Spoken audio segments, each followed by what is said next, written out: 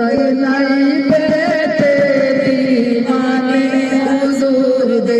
रल के दोनों